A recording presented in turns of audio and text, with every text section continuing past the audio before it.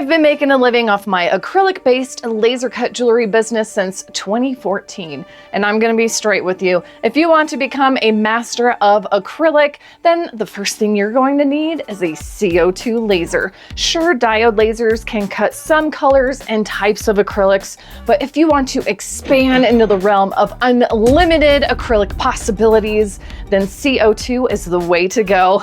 Today, I'm going to share with you a treasure trove of tips that will increase productivity, inspire new projects, and most importantly, save you time.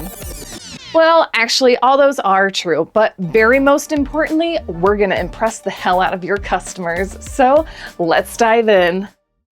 All right, so here's how lasers even work. Simply put, diode lasers create their beam with an electrical current that passes through a fancy pants semiconductor that multiplies photons, which is then intensified by mirrors and shoots out of there and burns your materials in beautiful ways. But because it's kind of like a super big blue light spectrum LED light emitting diode, then when we try to cut or engrave something clear, it just disperses all the light and nothing really happens, or you get like a gooey melted mess. The way CO2 lasers create their magical engraving and cutting beams is with a tube filled with carbon dioxide, CO2, nitrogen, and helium, and then gets energized by an electrical current, and this energy causes the CO2 molecules to emit light in the infrared spectrum.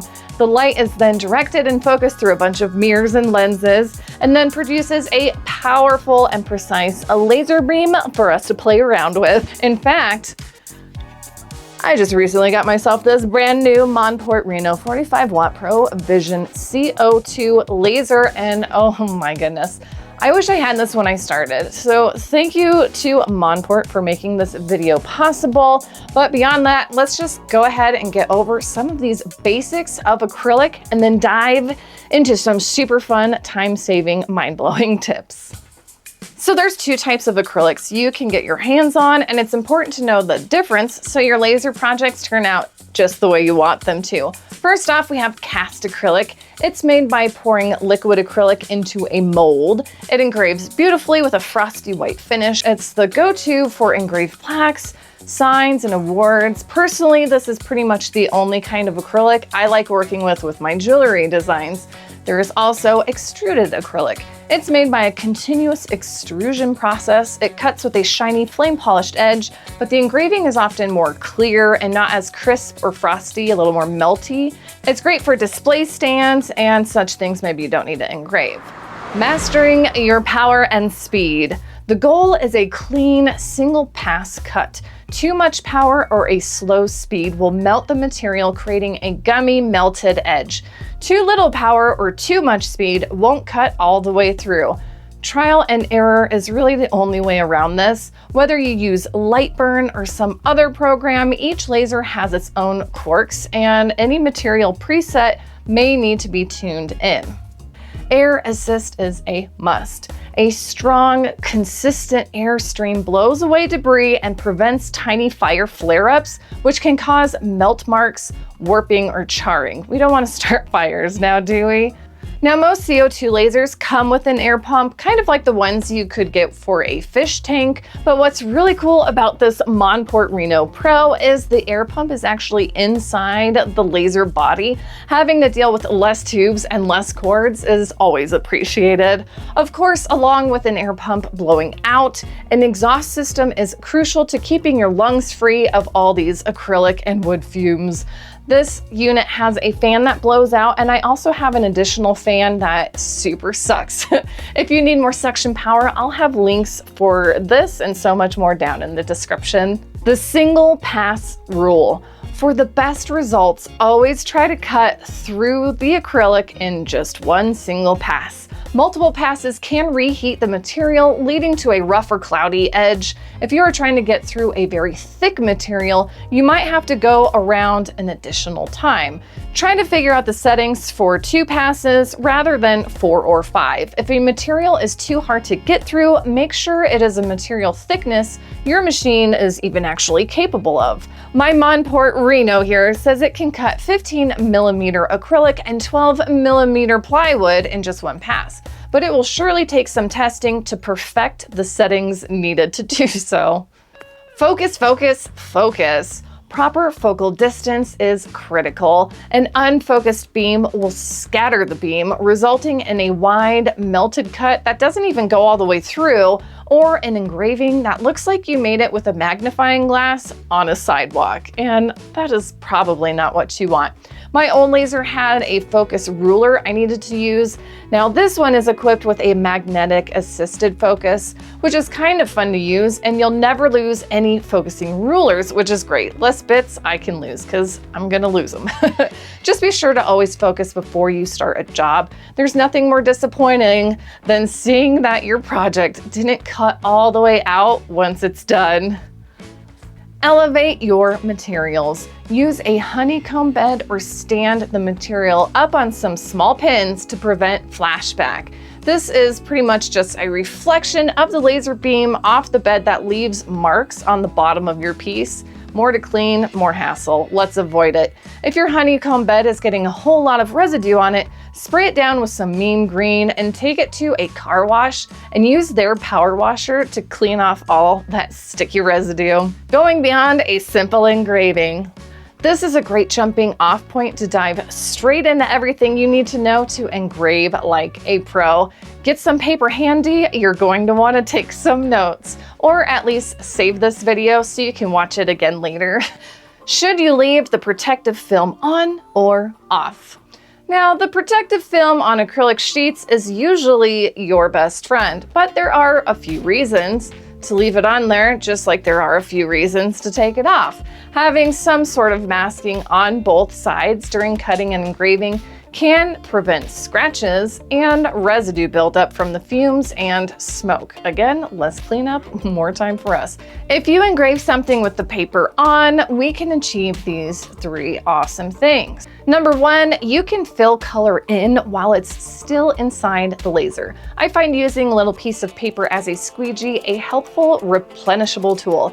This is great for so many things, especially small, hard to handle pieces. All you really need to do is set your laser to engrave only, go in there, paint everything up, and then go back to your laser program, turn off the engraving and then on the cut, and your pieces will turn out perfectly. Number 2, if you wanted to fill the piece with a few colors, you could then do that, let it dry, and then take off the masking afterward. Easy cheesy. Number 3, if you just wanted the engraving plain, then the masking will keep the residue off the surrounding area, so you won't need to polish it up later. When an acrylic sheet has a plastic film on it, I will always replace it with my own super wide masking tape. This not only helps to keep the edges of the cut smoother, but then I can also engrave the material more evenly. That plastic stuff is kind of hard to get through sometimes. Hot tip, if you want to get the masking off easier, use a little bit of Super Duty duct tape. Even if you have bigger pieces, use just a little bit of tape to start an edge up and then peel it away. This will save your fingernails from a bunch of damage. And if it's really being finicky, then get out a hair dryer or maybe a heat gun and very lightly heat up that masking, and it's gonna peel right off for you. Perhaps you want to engrave and cut something that's a bit too complicated for keeping the masking on. You don't want to weed all that off later. Then next hot tip, put regular dish soap on your acrylic before you even engrave it. After it's done, you can then wash off all the soap along with the residues. If there's still a little bit left, then at least it's a lot easier to clean than if it was all just still stuck on there. Do you need to polish the engraving or cut edges? Then you need Novus number 2 plastic polish. It's formulated to polish up your acrylic pieces perfectly, so long as you use a scratch-free cloth, of course. I've got links, again, to all of these supplies in the description, just so you know. How to get a frosted engraving look. If you want a classic frosted or like a frosted glass sort of engraving, you must use cast acrylic. Don't be afraid of really low or fast settings. Just because this baby can do really deep engravings doesn't mean you always should. Practice with higher speeds. This one tops out at 600 millimeters per second, and lower power settings so the laser just barely etches into your acrylic. Lighter engravings are also easier to clean up than deep engravings. So again, it's going to save you time later, even with the dish soap. Programs like Lightburn have a material test function to help nail down these settings even faster. The reverse engraving method. For a perfectly smooth front surface on a clear plaque or sign, engrave the design mirrored on the back of the acrylic. When viewed from the front, the design is perfectly legible and the surface is smooth and oh so very professional and fancy. Try it on the backside of mirror acrylics as well. Thanks to the power of CO2 lasers, you can engrave or cut mirrored acrylics face up or face down with ease. Mirror acrylics are one of my very favorites to work with. Now it can be hard to glue mirror acrylic to itself or other pieces, so do check out my best glues for mirror acrylics video after this one. Engrave with a cut line. Sometimes a thin line is all we need to get a super crisp edge to our engravings or to add to our designs. Using a low power, high speed cut line set to just score the acrylic and get through that masking can enhance an engraving and give it a whole new look. You can also use these etched lines for finishing techniques, like separating the masking for spray painting certain areas, for example. What glues and adhesives to use?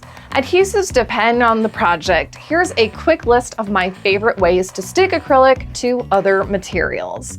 First, acrylic to acrylic. Use Weld-On number 3, number 4, or number 16. Those are my favorites. 3 and 4 are water-thin solvents that basically melt the two acrylics together, forming a very super strong bond. Number 16 is a thicker viscous goo that does the same thing and is great for bigger projects that you don't want little drips to get all over. Next, acrylic to wood. For small projects, I do like me a nice cyanoacrylate monomer as much as the next guy, but hey, let's just call it super glue.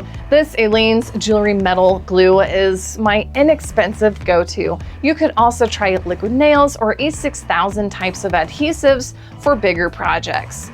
Acrylic to metal. Again, super glues work really well for small projects. If we are going big, contact cement, like this Gorilla Glue contact adhesive, is great. Or dabble with some 2-part epoxies. These can cure fast and won't alter the metal's finish, because metal can be a little finicky sometimes. My best acrylic advice. There are so many more techniques and fun things to dive into, so do subscribe. I aim to teach you everything I've learned over the last 11 years of doing this in a professional setting.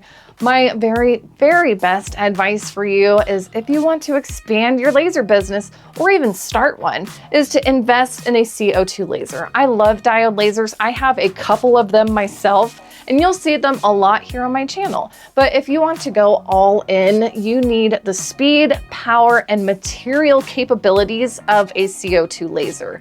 If you are in the market for one, I highly encourage you to check out Monport lasers. Apart from my Reno 45-watt ProVision laser with the fancy magnetic focus and the camera, because I too am very fancy, they also make many other sizes and wattages. I primarily make jewelry, so this 12-inch by 16-inch cutting area is perfect for me, but they have machines literally twice the size and at a seriously incredible price. Plus they run deals, so you might as well at least check it out. When I started my laser journey, lasers were either expensive or awful, and often both. Then they started getting really fancy, like too fancy. Like you'll never be able to replace any of the parts because they were unobtainable or proprietary or stupid expensive. Not only can this laser grow with you, Monport Monport as a brand can help you grow. And I mean it. If you get one of these lasers or one like it, stick with me. We're going to make some money together. If you are looking for a little direction as to what you want to make with your laser, then check out this video next. I go over my top 5 selling products that you can copy and profit from. Thanks for watching and happy crafting! Did I look really cool, by the way?